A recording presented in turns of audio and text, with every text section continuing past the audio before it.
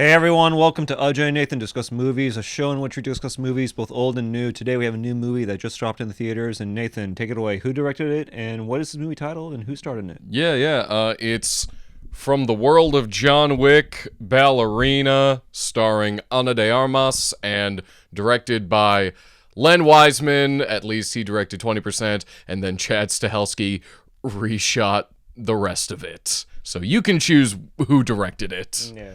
And Len Wiseman, obviously, is the guy. Is the guy behind the Underworld Underworld, films. Total Recall, just nothing but hits. Yeah. Just the classics. Just the classics. And what is this movie about? Oh, yes. It stars Ana de Armas as a young woman whose father is taken away from her by a cult of assassins, and so she spends most of her young life training with another group of assassin ballerinas so that she might have the skills to seek her revenge. And also John Wick shows up at some point to remind you this is a John Wick movie. And how did he feel about this movie? It's very simple how to sum up my thoughts. When action was happening, I said yay. When action was not happening, I said, oh, I want to go home. It's basically a John Wick movie, but without a lot of the pizzazz of those other movies. I think the first 45 minutes are kind of a slog. I think a lot of the movie is kind of a slog with quick bursts of really fun to watch and well choreographed action set pieces. But kind of to get to those, you have to wade through a lot of just boring, kind of convoluted plot points and just a lot of just boring, very stock characters. And so unless you're a really big, like, die-hard fan of the John Wick franchise, I don't think you're gonna get much out of this. I like the John Wick movies, but even I was sitting there just like, okay. And then, I don't know, she chopped someone up with a katana, and I was like, oh, finally something happened. So yeah, I'm kind of, I guess, mostly meh on the movie. OJ, what are your thoughts? So heading into the theater, I wanted a conventional, schlocky action film that borders on a B movie with decent set pieces. Yeah. And I got that. Yes. So by that standard, it's a fine movie. But I didn't think it was a good movie, if that makes any sense. That makes that does make sense, because something about all the John Wick movies is that they are very bloated and kind of convoluted. You're not there for the plot, you are there to watch the ridiculous action set pieces, and that is where the movies shine. And they all kind of have this very light, kind of tongue-in-cheek element to them. Like, they're very heavily inspired by, like, kind of Buster Keaton, these very elaborate physical spectacles. There was, like, I think a movie of, I don't know, either Buster Keaton or Charlie Chaplin or Oh, something yeah, of that nature being played in the background. Yeah, there was a fun scene where she beats someone with a television remote, and then it pops up like a Buster Keaton Three Stooges. Like, that felt like a very direct nod to, like, what these movies are inspired by. Something very tongue-in-cheek about them and almost self-aware. But I feel like where this movie falters is it doesn't lean into that. It feels like a majority of it is trying to take itself a little seriously, which for this kind of world, this very heightened, almost cartoony world, it does not gel with what's going on. Wait, you're telling me a Russian ballet that has an underground world of BJJ and guns and artillery shouldn't be taken seriously? It should be taken with like a wink wink kind of thing, which the other movies usually kind of do a little well, but in this one, it feels like it's not having fun with a lot of itself. When the action happens, it's fun, and it's fun to watch, and it leans into those sillier over-the-top elements, but then the base story you're watching is just very, I will avenge you, father, without much, like, winking to the audience, which, like, if you're taking your story seriously, that's fine, but it's like, it should be an interesting and well-told story, but this is really just, like, stock, I want revenge story without much there. Yeah. I think Ana de Armas, let's get into the acting portion. Yeah. I thought Ana de Armas was sufficient, given with what she had in the film. I would like to see the original movie. Would you? Just to compare and contrast whether or not the reshoots made it better. Yeah. Or if it didn't. I don't know too much. I just know to my knowledge that Len Wiseman shoots a majority of the movie. Producers see it. It's apparently god-awful, and so they scramble, they get Chad Stahelski, and they're like, we will give you your entire franchise. You have full control over it. Please just fix this. And I think the moment that the movie shifts to a Chad Stahelski movie is there's like a time jump where it's like, after her training, it's like 2 months later, which I took as kind of code for we have a new director now. Really? Yeah. Really? In my head, that's kind of when that 2 months later pops up. I'm like, oh, this must be the reshoots. And I think they really were, because the movie has a very different energy from that point on. The action's much more, it's much flashier. It feels more like this was directed by a guy who knows John Wick, as opposed to this is someone who is trying to mimic that style. I don't know why, but for some reason, like while watching this movie, it didn't really feel like a movie. It felt like a TikTok movie. And I don't mean that in a positive way. I see what you're But like. it felt very flashy. I think there was like an epilepsy warning at the beginning of this film. There was. I was like, I don't know what that was for. I think it was during that not opening scene, but the beginning action scene where Ana de Armas is trying to like get a hold of this woman. Oh, the nightclub. The nightclub scene. I think it was that in relation to that. The flashing lights didn't seem that bad. I don't know. Maybe I'm just built against epilepsy, but the flashing lights didn't seem terrible, and it was only like a 5-minute scene. But I don't know. I don't have epilepsy. Yeah. I'm being ableist. But it was just like way too much. Like the action scenes were cool and all. But it was just like a non-stop montage after montage of all these action scenes happening, and it felt like somebody just scrolling up while doing it. It felt like a endless scroll feature on like TikTok or on Instagram Reels. To me, it felt as though, because it is constant, really is constant non-stop action, and to me that felt like it was born like out of a necessity.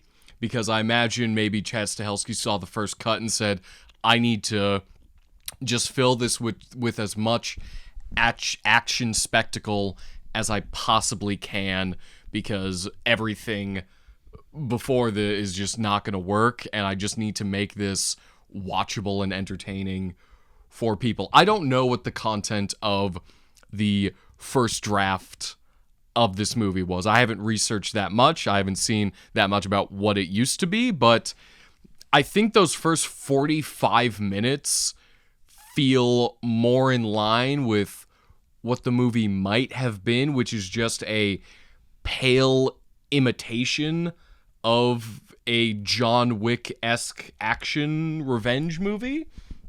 And it's so much more like boring those first 45 minutes, and then the action starts happening. It's taken over by someone who understands how to shoot these fight scenes, and they have so much more visual flair to them, even if the story is still like in the background and does not matter at all.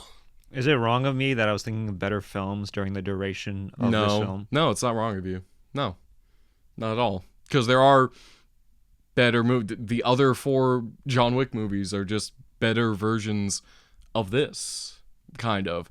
It's funny how this goes for a more straightforward, like, I will avenge my fallen parents, like, revenge story, because the first John Wick is almost a parody of that.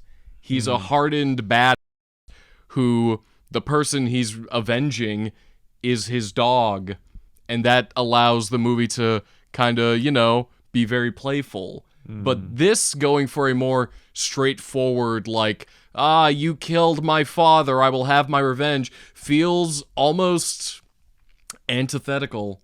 I don't know how to describe it. It just feels weird. Just feels strange. Yeah.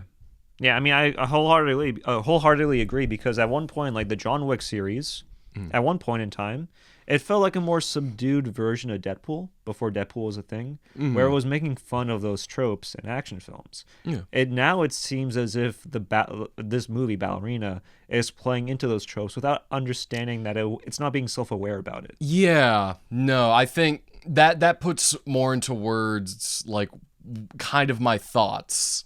Like, it's still within that realm, it's still that kind of movie, but it's having less fun with itself, which is disappointing, because I think there are little flashes and fun set pieces within this movie that I just want to, like, take and, like, put into something a bit better. Did you feel as if at any moment there was tension within the set pieces? Not really. Like, I'm never in these movies worried exactly for the well-being of the characters, because it is a very cartoony universe, and they can only get, because she just gets absolutely destroyed in a lot of fights. Just like, she gets her back thrown against, like, pillars, and just, like, the kicked out of her, and then she gets up and she's got, like, a scratch. It's like, this is not a very grounded universe where if you get hit in the head, like, you're gonna have brain damage. No, you'll just get up, like, 10 minutes later. There's this very... I kind of died laughing a little bit, where she's, like, kidnapped by... I think it's Gabriel Byrne is the villain in the movie, and he's just, like, got her tied up in a chair, and he's, like, villain monologuing, and then he leaves the room to go have another conversation, and you just hear shooting from the other room. He's like, oh, damn it. And he runs back in, and she's killed everyone that was holding her hostage. It's like, it doesn't matter how she got out. She just got out. This was just a momentary little reprieve from her doing action, and now she's doing action again. Yeah. And during those action scenes, one of my critiques of this film is the sound design and how, like, apparent it was. Okay. Meaning that, like, it took me out of the film, and, like, because obviously this film is trying to play itself very seriously, and when you have this, like, wonky sound effects that are happening after every gunshot, after every flamethrower, after every, like, sort of hit on another person, to me it was so loud and so over the top that it took me out of it in a lot of aspects. I had kind of a similar reaction to the music in the movie. At least in those first 45 minutes, just these really strong, like, synth beats and score, which is a general motif in a lot of these movies, is the, like, house dubstep music that plays during a lot of the fights. But this was just happening just at any point. They just dropped these heavy electronic beats into, like, her training or, like, the fight her dad had, and it felt out of place, and the score was, like, very overbearing by that point. Yeah, so as we can both agree, there are issues with this film. There are issues for sure. We kind of alluded to this before we had the camera rolling, but we were reminded of The Crow, a film that was released last year, and to be honest with you, a little bit. The same production company and distributor that made this film also made The Crow. Oh, it was Lionsgate? Yeah. Oh, Okay, maybe that explains it. So to compare and contrast, like, do you think that this is on par with The Crow? Do you think it's better than The Crow? No, Or a little worse than no, this is absolutely better than The Crow. It at least has a forward momentum. It at least is like giving you fun and inventive action scenes. The Crow is just an absolute slog to get through. There is nothing redeemable about that movie. This one is a little bit better because it, at the very least, at least halfway through, has a director at the helm that is like, I want to give people at least some fun action to take away from this movie, and I just want to keep the movie going so that we're never very bored with the plot elements that are just like, that just don't really work. So I'd say it is better than The Crow, but it still has its own kind of medley of problems. Yeah, and I think when I see the positive reaction to this film, I'm very bewildered by that. I can understand why it's gotten such a positive reaction. Because like, if you're a fan of the John Wick movies, like a diehard fan, it really is just more of that, which is fine. But for me, it was more of that, but also the stuff I don't like about the John Wick movies, this just felt like it just felt more noticeable. Like the plots that are just very convoluted and kind of dumb. It's like it just felt more front and center to me. All the stuff that was just like, that doesn't make sense. That feels very convoluted and very stupid. Sometimes the movie was stupid in a fun way, like when she's in that snowy like village in the mountains, and literally every single person there is an assassin. And that was so funny when you see civilians running out of the restaurant to like get away from her, and then it cuts to them and they're all just like opening their trunks and pulling out shotguns. You're like, oh, literally everyone is just a hitman. I think the waitress at one point also tried to physically attack Ana de Armas. Oh my god! At one point as well, she was trying to like help her and whatnot, and then she just brings a knife out for some reason. Yeah, no, it was very. She's like, I'm not going to hurt you, and this girl just starts flipping the knife around. I'm like, oh, everyone's a killer. Yeah. And there's like a woman who runs out of the restaurant with her kid, and then the very next time you see her, she's just loading like a big old combat shotgun, and it was just very funny. Just like, and I don't know, that entire action sequence, once they're in the mountains, it's very fun. Once the countdown starts, that's when it gets good. Yeah. Which is only like the last 20 minutes of the movie. It is the third act, that all that village stuff, but it is a lot of fun because it is a nonstop forward momentum of action, and you are watching very inventive, well choreographed fights. The best action scene in the entire film for me was the John Wick ballerina fight scene at the end. Oh yeah, that was great. Because there was no music. Mm-hmm.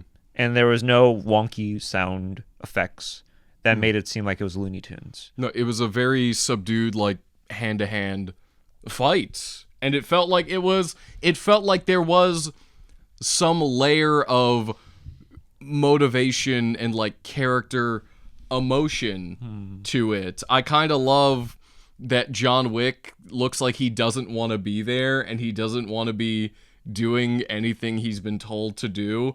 And so when they're fighting, he's just constantly one-upping her and like pointing guns and knives in her face. And he's like, you just gotta leave. Please go home. And they have a nice little like, he killed my father. He's like, I know. I get it. And gives her a half hour to complete her mission. That was a good scene. And I liked it. These movies are at their best when they are delivering their story through the action. That is their language. You don't talk with your words, you talk with your fists. And it's something that I think the movie as a whole was kind of missing.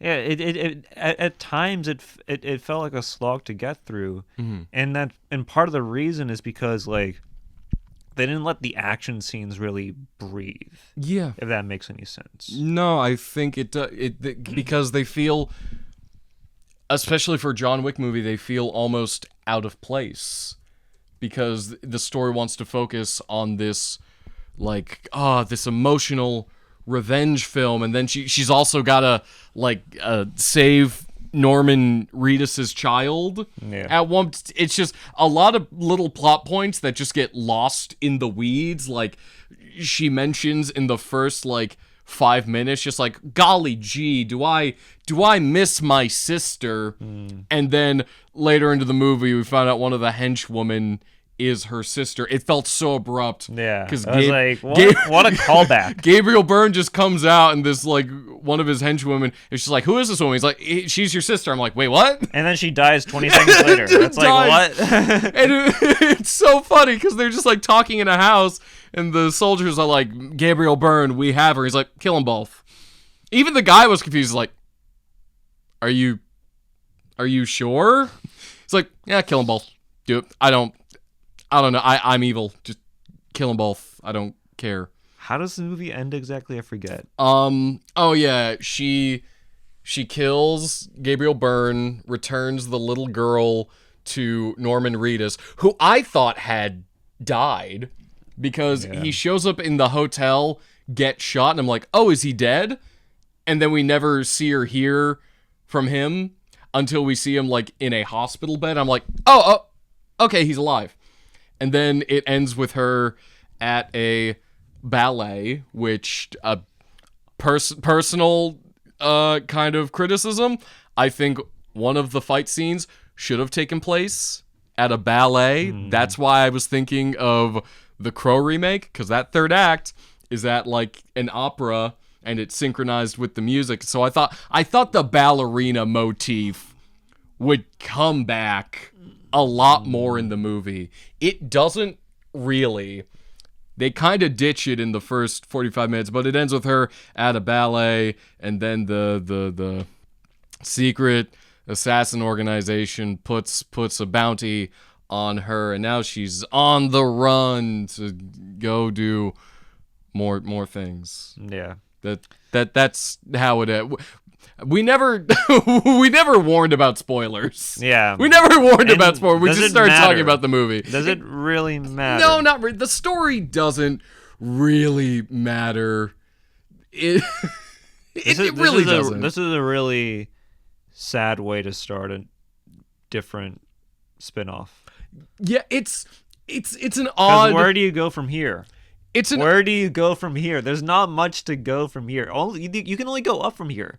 You can, true. It's a weird spin-off to make because I was watching John Wick 4, and the least interesting parts of John Wick 4 are A, the world building, and B, John Wick himself.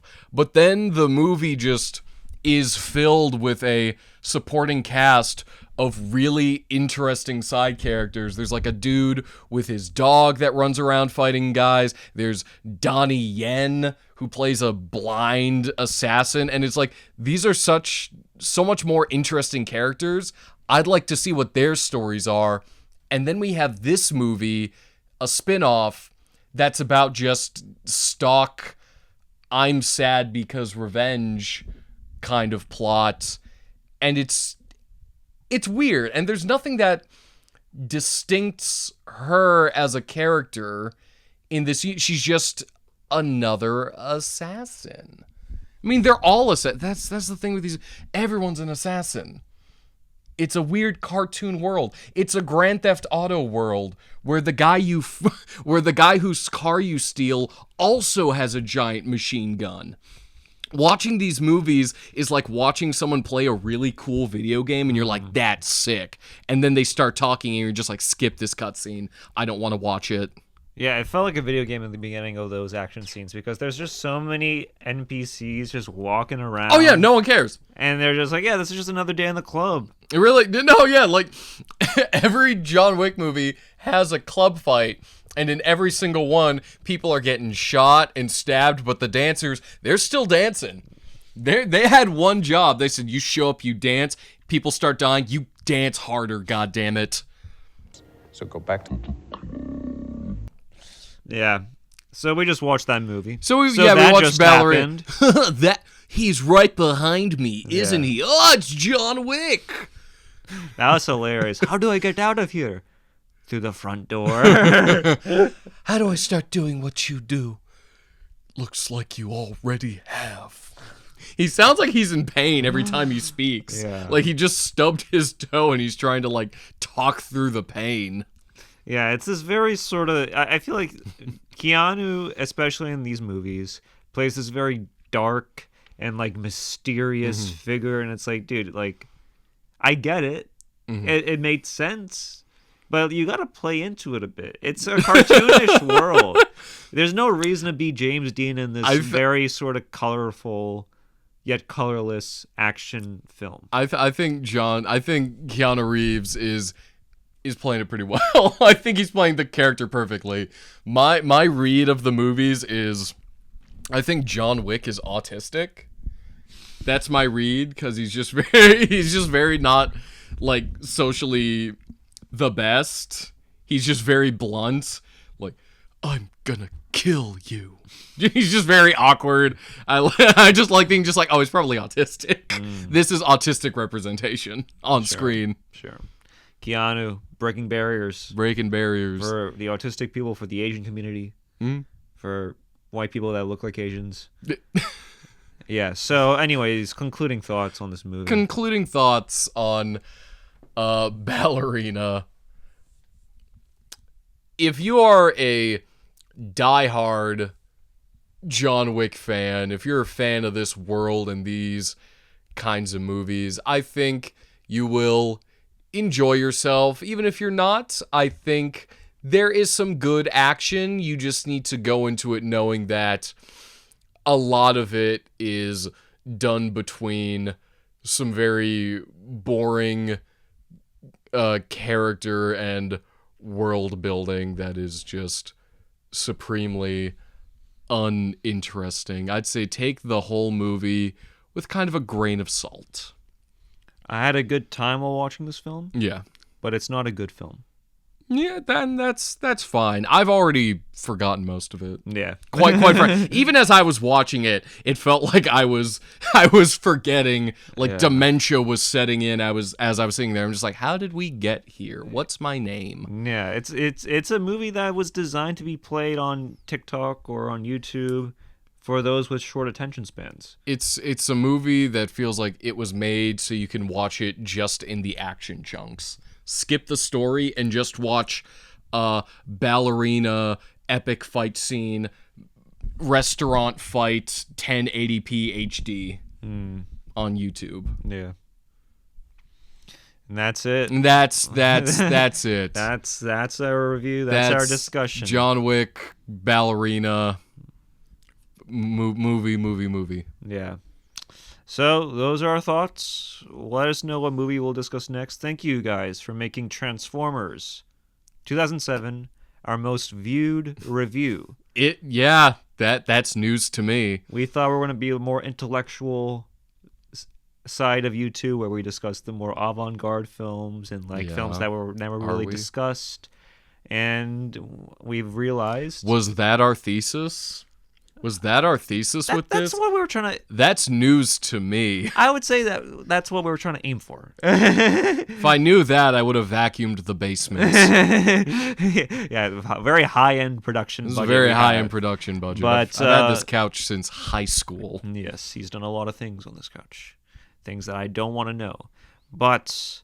thank you for making Transformers our most viewed review. Thank you. We'll discuss Age of Ultron. Not Age of Ultron. No. Revenge of the Fallen. Same movie. Revenge of the Fallen. Same movie. We'll discuss Revenge of the Fallen sooner than later. Mm-hmm. We don't know when, but we'll discuss it someday. Discuss it sooner than later. We don't know. And other than that, we'll see you on the dark side of the moon. We'll see you next week. Same bad time, same bad channel. Bye.